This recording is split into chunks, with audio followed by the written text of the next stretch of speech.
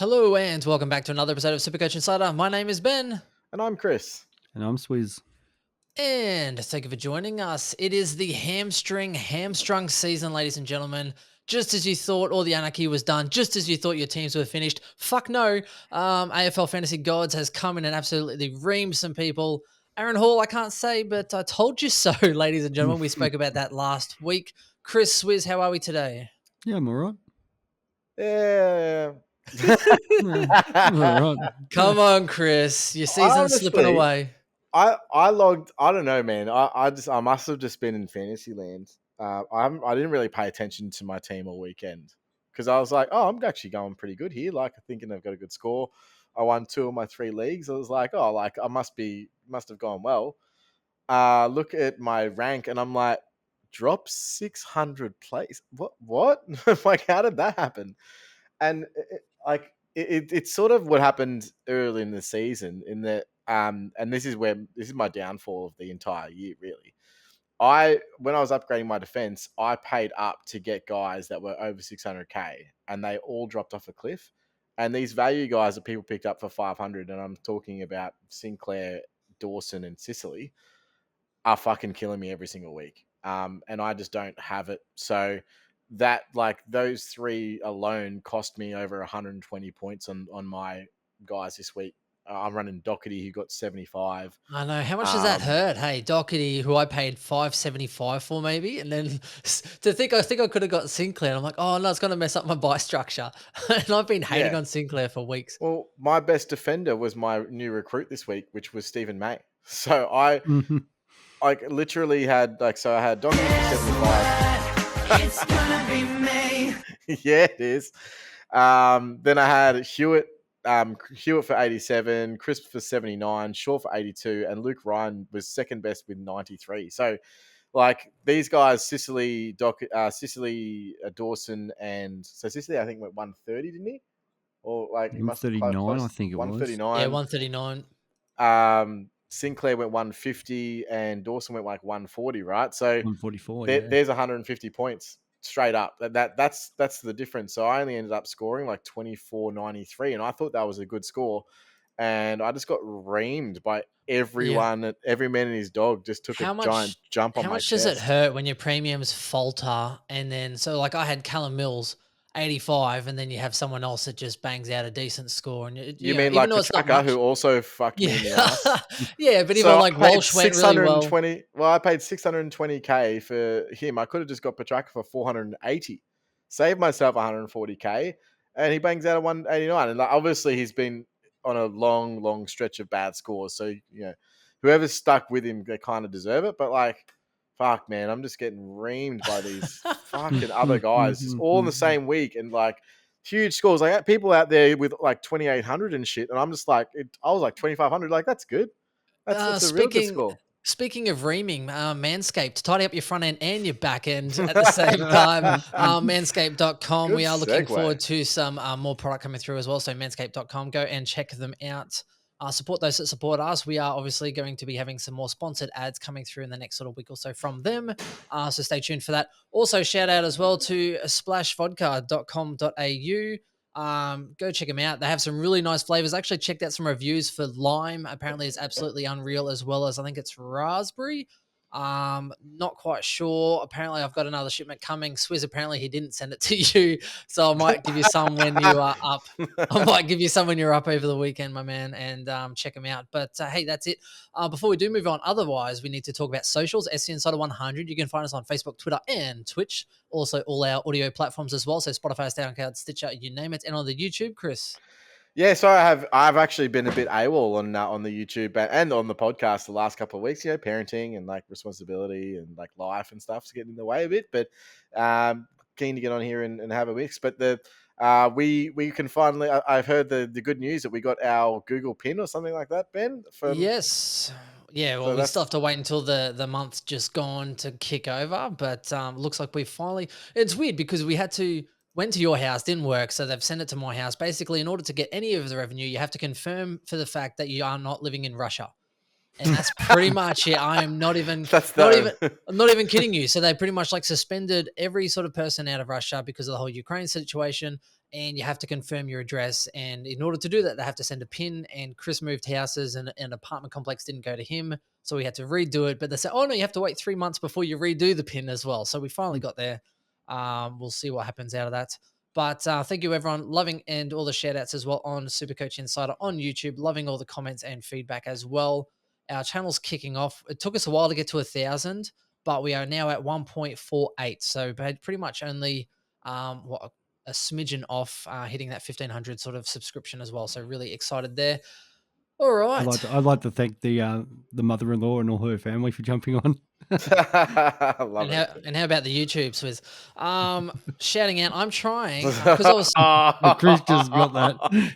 You can see it turning That was along high in your tier. brain there, mate. I was Thank like, you. what do you? Oh, ooh, So after I was real crook last week, I decided to try dry July and see how far I can make it. Shout out to Chris, who's done it a few times before. So I'm going the heaps normal today, the non-alcoholics. Yeah, I know. You know, you just feel really crap sometimes where you just like the last thing you think about is alcohol. And I'm like, you know what? Crook as a dog. I'm just literally alcohol's the furthest thing on my mind. So I'm going to see how far I go. It's now 5 days in, no alcohol, considering I was drinking maybe 4 days a week before. We'll see how we go there. Now, boys, today we're going to pretty much look at. We had a couple of requests. So number one, people like, hey, yeah, awesome for you guys that have finished your team. How about you give us a shout out for some low end talent to finish our team for those of us that are struggling, particularly for league matchups or just trying to finish your team. And also facing the conundrum at the moment with the defensive line. So Aaron Hall, quad, not even a hamstring. So he's out. I don't know how long at this stage. Zorko and Rich are out as well. They're probably more 1 weekers. So I think they're a bit more simplistic. If you have a wear on your field for a week, I think you could do a lot worse. Outside of that, boys, I think Gorney's back this week. Butters hopefully could be back. Any word on Heaney? Because Heaney is the bane of my existence. I don't even know why I thought Butters to Heaney would be a good move. I reckon he could have almost cost me points over 2 weeks. Like, not even kidding. English is back as well, or will confirm Yes. to be available We'll anyway. play. So that's good. I want to just touch on that. How did anyone trade in Heaney after his absolute yin yang scores this year? Like, I don't understand the like benefit of doing that at all, like in any way. Well, I could have afforded, but it was more with Stewart suspended. I couldn't really spend 2 trades to get to Bont. I didn't really have any money. And I had Butters sitting on the sideline and I couldn't do anything with him. So it was pretty much my choice was hold Butters and take Clark's 28 or to trade him. And I thought, well, maybe if Heaney goes close to 100, they have a couple of easy games in the back end here. I think North and Adelaide maybe. So I'm like, he probably gets a ton for at least 2 or 3 out of the 6 or 7 left. Maybe it was 8 at the time. And that's why. But I was like, well, hang on. Well, if, and Butters, I was like, well, maybe I'll just sort of do that. And I was considering getting rid of Brody to Bontempelli because he's the one I really want. But now I've kind of had to accept the fact that Bont is not entering my side, which really sucks. And that's how quickly things can unravel over a couple of weeks. That's how I got there, Chris. And I'm not very happy. I'm now going to have to buy Taranto this week just so I can loophole Heaney and hope that something happens. Did you message me for my opinion? Because I would have told you, fuck no. Yeah, Mate, Grimo on the big group chat, he was spruiking big time on Sunday when we were out we went to the tavern as we always do, and then went to the VFL and then the AFL, and he was like, I've been saying it for the last 2 weeks. Mitch Duncan over Heaney. It was the easiest decision. Just proved to be right again on the weekend. Or Tom Hawkins. Like, I think he bottomed out. He was like 450k or something like that. Like, he had a good score on the weekend, and he'll hit 3 or 4 more tons before the season's out. Like, I guaranteed with their draw. Like, I don't see, if you're looking for a loophole player, I think that's quite easily the one. But I mean, look, each their own. We digress, don't we? So Hawkins against Taranto. Well, depending on what I you're doing. hate Taranto as a pick, and I'll never pick him ever fucking again. I can't stand watching him. It's like, oh, there's Taranto. He gets the ball again. Oh, there's another turnover. It's honestly like, it's as frustrating as was like, Tom Mitchell when he's playing shit. That's Tim Taranto all the time. That's the level that you get. It's like the Kmart version of Tom Mitchell. That's all you ever get from Tim Taranto playing in the role that he's playing in. And I don't think he's fit enough to play pure midfield because like premium Tim Taranto is playing in the midfield every week, getting 35 touches a week. And he usually gets enough touches anyway that he'll at least, crawl his way to 100. And then every now and then he'll hit you out of 130, but he's not doing that because he's not fit yet enough because he hasn't got the games into him. So, I mean, I don't think it matters if he's fit enough because the development of Tom Green is just there's also it's that. overtaken that. And that's why he's probably getting he's a free agent at the end of the year, isn't he? I believe so. I think we had this chat at Collingwood the are looking pub at trying to talk about which GWS player we want to take. Also fair. So yeah, look, I mean, from the forward line, I mean, I'd probably still go with Tom Hawkins. Like at that price point.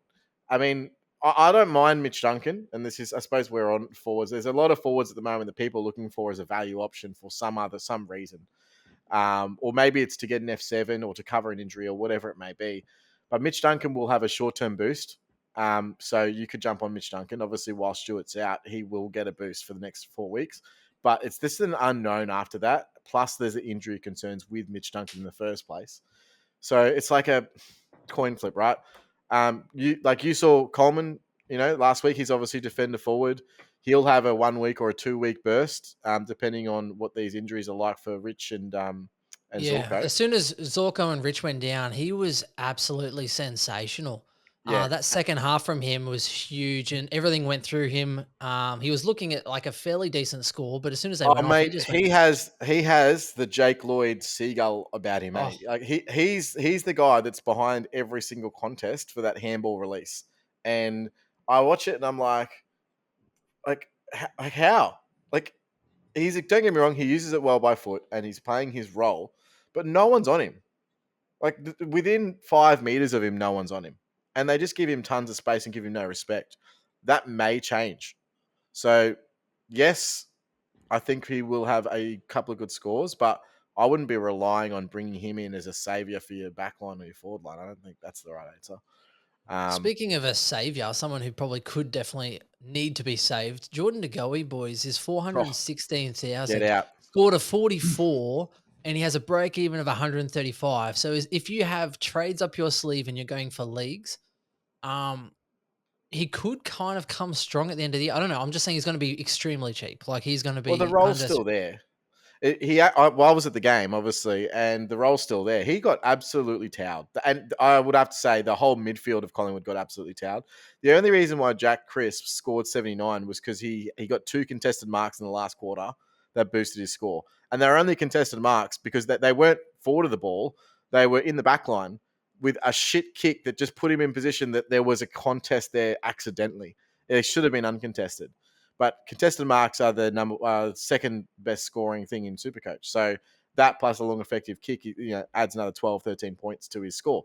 So, I thought he was terrible. I thought Tuke Miller, if it wasn't for Nick Dacos, Tuke Miller was best on ground by an absolute mile. No one gave him any respect at all. He just did what he liked at the clearances.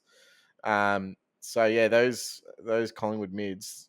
And this is saying, and I'll also say this, Cox was the best ruckman on the day. By a long way. I thought he was better than Cameron. He was better than Witts. Witts basically did nothing. So to have the best 2 ruckmen on the ground, and this mid still did absolutely nothing. That's not good. That's not good for Collingwood. So can we talk about Dacos and how awesome it is? And I'm really upset that I kind of fobbed him off early. Like I flipped him early, and even then when he had that low game, people were like, oh, starting to hesitate. Maybe he's going to go negative cash generation. And some people were holding strong, like, hey, he's got the last buy. He'll play, just kind of get to the buys. And he's rewarded those threefold. It's stupid. He's now going to be hitting high 4s as far as price. Injured. He was injured and carrying an injury for about 6 weeks, an ankle injury. Is. So he trained away from the group today, did his own thing with that foot injury. So he's still carrying the injury and smashes out of 143. Man, honestly, seeing him live, man, that kid knows how to football. I can tell you that. Game sense, game awareness. I think that his work rate is understated. Like I was chatting with someone online, and when I say chatting, I mean trolling. And someone said, "Oh yeah, it's all right to get 37 touches when you don't play on anyone," and that's absolute bullshit. If you watch like how he works for the ball, he works harder than every single other person. And because forwards set up in a zone, when you're playing halfback, you are going to get those possessions if you work harder than the next player. But the way that he works, like he'll dispose of the ball and then work into the space behind that player to draw that player up. And if they don't go with you, if they go to Dacos, then that next kick is over the top to a player in a more advantageous position, and you get the overlap happening. So he's continually making and enforcing that with his work rate, and it was just awesome to see. And that kick to his brother, Oh, so good. It's I like was one just step. It was like one step. He's just gone, oh, hang on. I know what I'm going to do. And just literally doesn't break stride and just belts it 50 I meters couldn't across court. I couldn't believe it. And then because that kick had to be so I don't know who the defender was, but they were on his brother's hammer. Like they were like 2 meters away, absolute max. So if that kick wasn't absolutely perfect, there's no way that's a goal. And that basically won us the game. It swung the momentum completely in our favor. So yeah, nothing but praise about Nick Dacos. I did trade him for Tom Stewart, which really worked out well for me, guys. So thanks for that. Not this week. But even Collingwood, even like Pendlebury and stuff, they call Dacos, the ball whisperer. Like he just makes crazy stuff happen for the ball.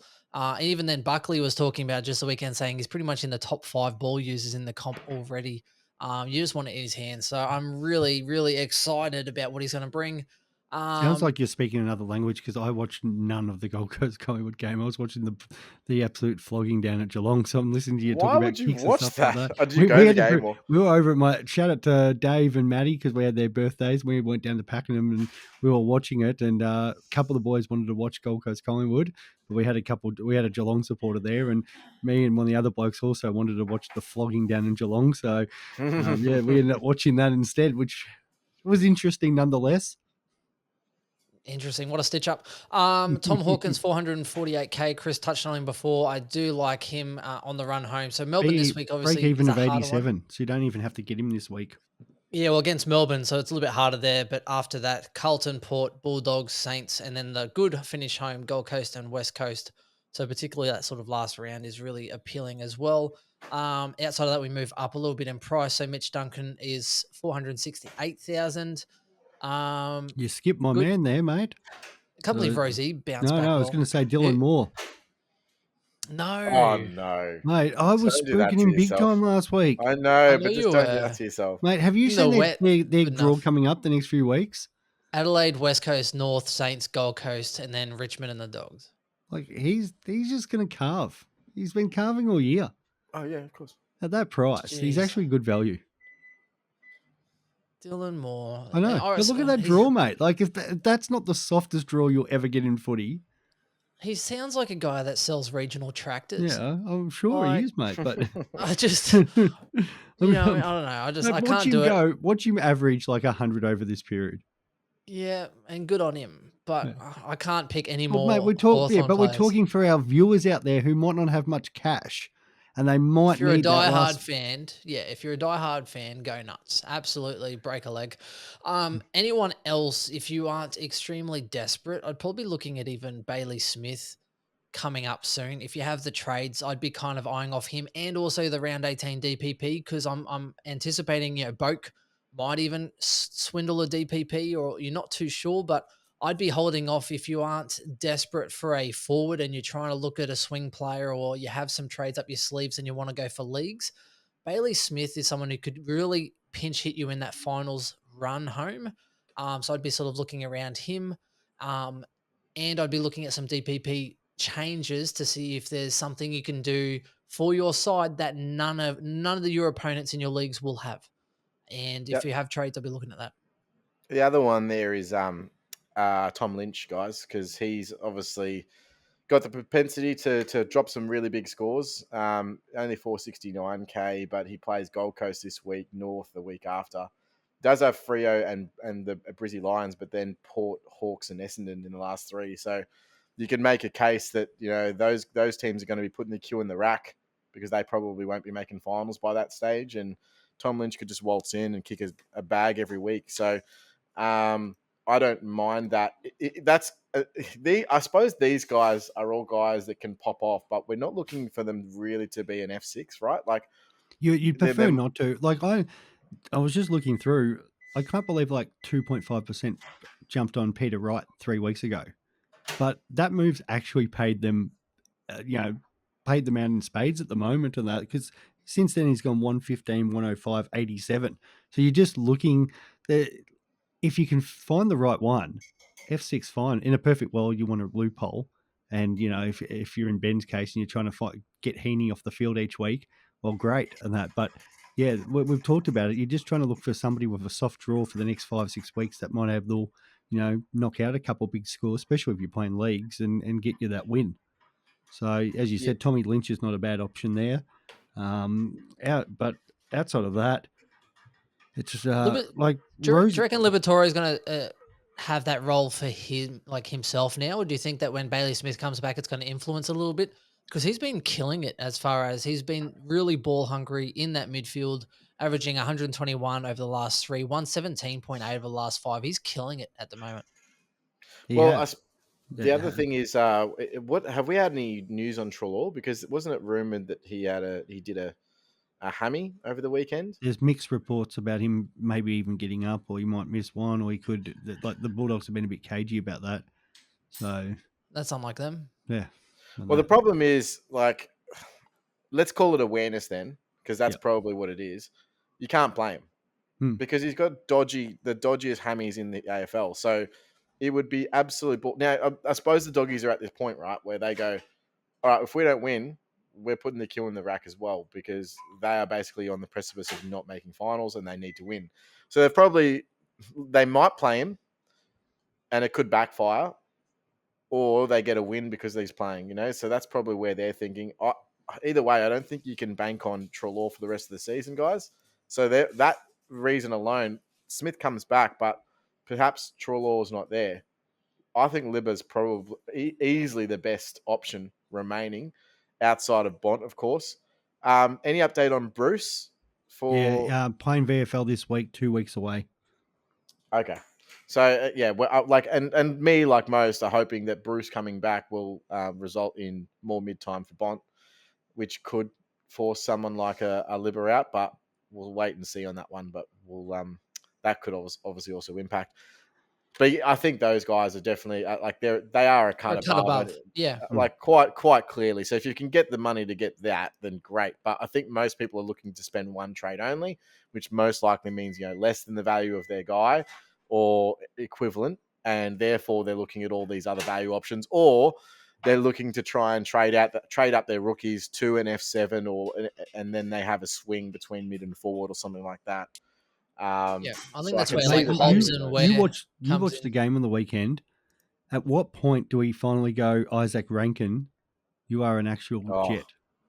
I know he was a jet from day one, mate. Yeah. But he sort of trailed off a little bit at the back end of last year. Just consistency, form, it's going to happen for a small forward. But yeah, watching him live, man. And we put our best defender IQ on him, and he cleaned him up. And IQ, I thought, was in the best form of his career. And they've had about the same time in the system, right? And yeah, he got towed. He got absolutely towed. To think, like 7 weeks ago, he was 231K. And since then, he's gone 94, 93, 89, 88, 102, 101, 95, and 110. Yep. Like, what an insane he's like 460,000 now. Yeah. Yeah. Well, the problem is, don't get me wrong, you could bring him in, but that's still a fair weight off being a forward premium in Supercoach, especially this year. Yeah. So for people thinking, oh yeah, Isaac Rankin 2023, that's probably not on the money, because even though he will be overpriced based on his current form, you wouldn't bank a small forward to be able to pull out elite numbers in a forward role for 2023. I think he that needs what we've learned midfield this time year, to be good. Yeah, outside of everything, what we've learned this year is that the forward line is going to be higher because of these DPPs that we're going to get during the season. So you really can't go on speculatives as much as we have in the past. We got blessed with guys like Cornelio and Brody this year, but at this stage, I can't see those next year. So yeah, let's see how we go. I can't even think of anyone on the horizon that hasn't really played The only much. one, Grimo and I were going through this at the footy. It was more the West Coast players. Elliot Yo's the big one as a defensive option. But Yeah, then if he do I gets it. trust his body and that? But he's going to be super cheap as, say, a D4 next year. But he's the only one that kind of screams off the page where you go, yep, he's been averaging really poor, missed games. He's going to be super cheap compared to what he could put out. But yeah, there's not too many others that you can think of that have had those long-term injuries this year where you're like, yeah, I wouldn't mind jumping on him. And we highlighted this earlier, Ben, in another podcast, but we've had record amounts of players in the defense that are averaging 110 plus, record amounts of midfielders that are averaging 110 plus. And the forward line, like the top 6 forwards are all averaging 106 plus. Like, how are we going to afford anyone next year? Like, You won't, it's and gonna even then, be. the ruck dilemma next year is going to be really interesting. Yeah, well, that's where you got to make your money, right? That's where the value is in the ruck line. So Yeah, so I mean, Gorn Grundy people, are they going to be as set and forget, or is Paddy Ryder going round again, or is If other people Ryder going to get retires, tempted? Marshall's the biggest lock That's next what I year. mean. yeah, he would It's, have to as be our far one. as those that have been out this year, I think Ben Cunnington's probably number one. He might even come back this year. So having a whole year and change out, he might be cheap enough. Outside of that, Hurley could be a good shout if he gets his body right, because Surely he he's He's been a back in couple. full retires. training. He's Well, yeah, probably going to play towards he's the end of the been. year. Oh, okay, well that'll hurt him, but he's been out for quite a long period of time. Yeah, like Fantasia. I'm just trying to think. There was Yeah, another a one that I bit had my like eye on as well. Caulfield, but still he's not unless he was like super cheap for some reason, but I don't think he would be. Could probably Dan, jump on Jack Dan, Billings because he's just shit. So Dan Hanbury. Oh, hey, the 80 averaging. Hey, Chris, do you want to have a little bet update? Do you? Do you want to have yeah, a little bet sure. update? It's Should we have a little close. bit? Our bet updates are close, mate. They are very close, except for the fact that I've already cashed one. But hey, so I won the Fremantle winning 6 or more games in the first 10. So that one has put me $50 ahead at this current point in time. The other one is Cripps against Hewitt. Good week for me with a little bit of a positive influential there. Cripps is currently averaging 110.9, so he's gone off a cliff. I could have swore that I was cashing money. I could have cashed this one out so long ago, but Hewitt's averaging 111.8, so 0.9 ahead. So I'm behind on that one. And the last one is Billings. Now, stupidly, we didn't actually have a condition on how many games Billings had to play, because I was just sure Billings was going to average you more than 80 this year. You both laughed in my face. I think Swizz joined you on this one. And he's now 5 games in, averaging 80.6. So he's been a little bit up and down. He's had an 88, a 99, an 84, and an 84, but then he had a bad game against Adelaide where he got dropped and he got a 48. So I'm currently ahead. So at this point in time, it's going to be, I think, something that we can watch out for on the run home, because those two are pretty close. Chris, how are you feeling about it? Oh, I'm feeling pretty good, mate. They play Freo and the Doggies next, and then they play Geelong, Brisbane, Sydney, their last 3. I mean, they do have West Coast at Optus and Hawthorn at Marvel. So, I He'll mean, I be suppose injured by that could. then. Yeah, exactly right. He's not going to last those games anyway. But this week he's going to score maybe 50 at best against the best defense in the league, and then they're not going to get much ball against the Doggies anyway. And then the last 3 is going to drag him right down. So yeah, I don't know. I don't even think St Kilda are making the finals, mate. So maybe they put the cue in the rack and say, Billings, you're done for the year. Well, hopefully he's averaging 80 plus by the time that happens. I'm okay with that. That's what I need. I actually need him to get injured on like 100 and just bang, that's it. You're done. Last quarter injury, sort of pull was it a Dunkley where he got injured in the last sort of 30 seconds, goes for a mark, does Yeah, it goes syndesmosis, out on like and 130 or whatever. Keeps yeah, his that's it. price at like 650 for the rest of the year. And keeps his average above 80. So we'll see how we go there. Okay, that's pretty much it, I think, for the forward line. As far as rucks, I think pretty much people are just taking whatever they can afford at this current point in time. Apparently, Proust held up the VFL, so that'll be interesting for him there. We'll have a look at the midfield and see if there's anyone that, as far as, there's 7 rounds left, or is there 7 rounds, 6 rounds? Not too many 7. left. We'll go 7 7. rounds to go. So anyone that picks your fancy here, guys, as far as a good price point, Well, Petrarca what are we maybe. saying good price point? Because are we saying like Josh Kelly at 557, or you want less than that, or you want more than that? I'd say like 500 and above, or see whatever you can sort of scrounge for. Well, Oof. Petrarca's the obvious one Yeah, at 526 for track, but 526. and he's only owned by 33.7% of teams, so a Yeah, lot of because I people traded jumped him to off. Mills. It was fucking great, wasn't it? What Sam about Walsh Zach? has been killing it too, guys. Just not even quietly, but whatever. And he's He's still still. only 591. That's not even I a bad know. price point. Nah, it's For a not. guy averaging 120 over the last 3 and 112 over the last 5, that is a good price point. I'd be definitely keen to get on Sam Walsh. You jump Parrish, I think's into Nick sliding a Dacos little. as a defender mid at his 3-round average of 160. I know that's crazy. Don't even Jesus, tempt me with that's that just one. insane. Oh Don't even man. tempt me on Your that one. favourite player, Tom Mitchell, went 118 on the weekend. That Hawks soft draw. Yep. Brayshaw hurt me as well. 463 is 134. Mitchell. Ollie Wine seems to be popping up in way too many teams. Yeah, Like, Way there was too a lot many. of love for him in the middle of the year, thinking he's going to do the exact same thing as he did last year. mhm. I'd be keen on Jack Steele. For a guy who's only 8% owned, 543,000. I don't think you're going to get him much cheaper. He's dropped 142,000. I would be so keen to get a player of his caliber. And he could easily average 115 plus going home at 543K. I would take him over Zach Merritt, basically the same price. Keys, I know we spoke about a little bit at 530,000 with their run home as well. I mean, Hawks leak points, Collingwood, Sydney, Carlton, and then West Coast North particularly in those Keys is final perfect for rounds. finals. Yeah, but again, at that price point for 530, I'd rather be paying 543 for Jack Steele. Just more for consistency. Josh Kelly's also, I mean, he's bottomed out. He's 557, but his run home's not fantastic. He's got Port this week, then Brisbane, Carlton, Sydney, then Essendon, and Bulldogs and Freo to finish off. So GWS's runs sort of dried up now, but his form's obviously been good over the year, so you can't really begrudge him. And he's going all right. I'd nearly go up the extra 6K and go to Cam Guthrie just Yeah. because of their draw and the way he's their number one midfielder. Yeah, I mean, Danger's back though. Doesn't matter, Meningola's mate. back Like, playing. look at Guthrie's last few weeks: 124, 126, 101, 115, 109, 134. Like, he just puts up premium numbers this time of year.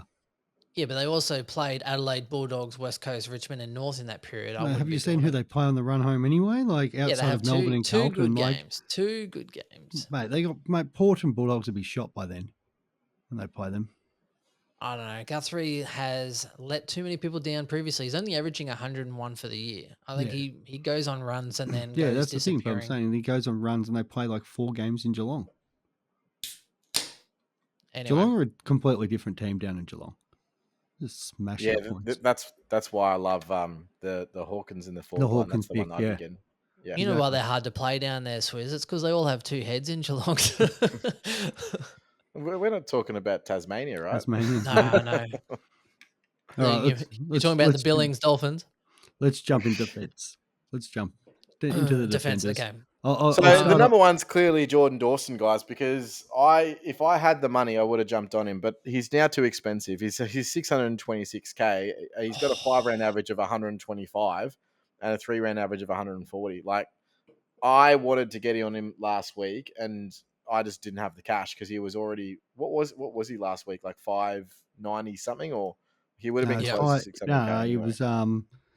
He went I up feel 33,000. like he was cheaper than that. I think he was 583 or No, something. he went up. No, Went up 593. You are 33,000. right. Yeah, 593. So I had no cash. So I could only go down from Stewart. So that's why I went the option that I did. But he was clear. Like, no one's paid any attention to him.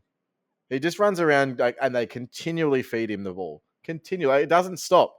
They're like, oh, Dawson's open. Here's the ball. It reminds me of Laird when he was the outside guy. Yeah. And that just nothing's changed. The only difference is Laird's now inside playing Sloane's role, and Dawson's the new Laird. Yeah, it's disgusting. It's fucking disgusting, and I can't watch Adelaide games. I can't even enjoy watching Rory Laird absolutely tear it up every week because he fucking kicks it to Dawson every second fucking minute. It's so annoying. So yeah, that's who I would get because he's obviously he's proven to be pretty durable as well. I mean, what's their fixture like coming up? Because obviously he's just toweling up the points against shitty opposition like Oh, fucking mate, Melbourne. It gets it's going to easier. get a whole lot worse for you during finals. Fuck, it's so bad. I don't even want to. I just looked at it. I was Like, like, they I play just the want Hawks to this cry. week, so I that's just points. want to But cry. it's those two finals matchups when they have West Coast and North Melbourne.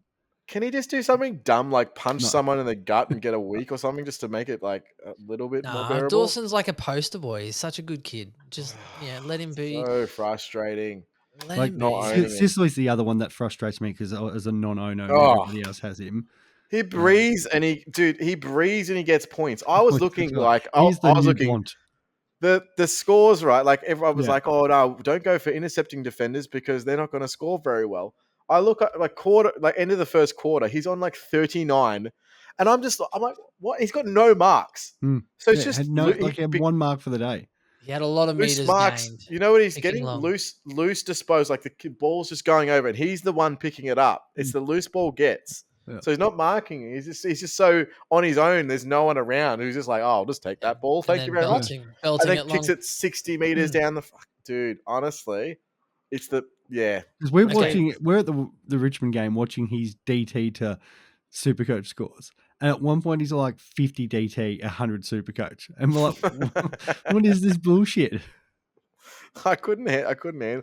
And And their draw, he had as I like said, three mate, frees against as well. their draw is so I was soft. just- He's going to sit there and just Poor take intercept Grimo. marks the next week. man. Grimo needed Sicily to get under 120 Yeah, and to bring him in, and he can't because now he's too expensive. too expensive. We need to move on though. Now, obviously, if you can afford a $600,000 player, then good, go do that. But I think realistically speaking, most people will probably be looking for a little bit of value. Hence, the steal option at 540K in the midfield. I think similarly, you're kind of looking for people that you don't have to burn the extra trades on. If for most people, for me, Bailey Dale is who I brought in last week, 545K. Caleb Daniels still out for another couple of weeks, averaging 110 over the last 3, 111 over the last 5. Really good standard deviation. I think he'll be very durable. Plus, I think the Dogs probably lose a lot of those games, so there'll be a lot of the ball in their defensive line coming up in the next sort of 6 weeks anyway. So I think you could do a lot worse than Dale at 545,000. He jumped up 10K, so he's a little bit more expensive.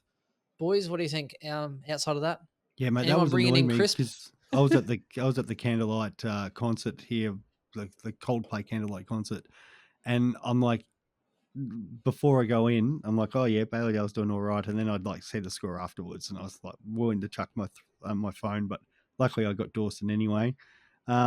The big one I think because Vlosten's out, those who brought him in, he had an absolute shocker, and he's still got 82, but yeah, he's missing a week, so that's hard. Has he accepted that suspension? Yeah, he did. Oh, okay. Yep. Like Liam Baker's still got to be considered at 507 because he's playing around the guts and fills all the roles and just seems to score. That's the only reason why I don't like him, and it's the reason why I wasn't really hot on Dawson either, is because I was throwing early in the season. I was just throwing him around, but now Dawson's like just absolutely killing it, so it doesn't matter anyway. But I would say that Liam Baker is similar in that it doesn't matter where he plays, he's still scoring, which is just ridiculous. Yeah. And he's out of contract, so he's playing for the big bucks at the moment. Yeah. I don't hate it. I just think that it's a lot of money to pay for a defender who's probably going to be your D7 realistically. I obviously jumped on May last week because fucking why not? But Guess what? It's gonna be May. yeah, thank you very much, NSYNC, for that one. So the reason behind it was I couldn't, because it was 550K. I could have gone to Bailey Dale, but Bailey Dale was a very safe pick, and it wasn't really aggressive for me. And then he goes and busts a 130, which is I think probably highest score of the season, right? Fuck you. But so for me, I wanted someone that was going to be able to punch out some scores that I could take as a loophole option, essentially, allow me to cover, whilst also being cheap enough that I didn't have to trade Thomas Stewart to him. So what I was able to do was to hold Stewart and then trade other players to May to fill that void, and then I can still bring in Stewart in another 3 weeks, and then I'll have May at D7, and I'll be able to, or I can play May on field and swing Short into midfield and loophole him or get him out of my team because Short's been absolutely fucking shit.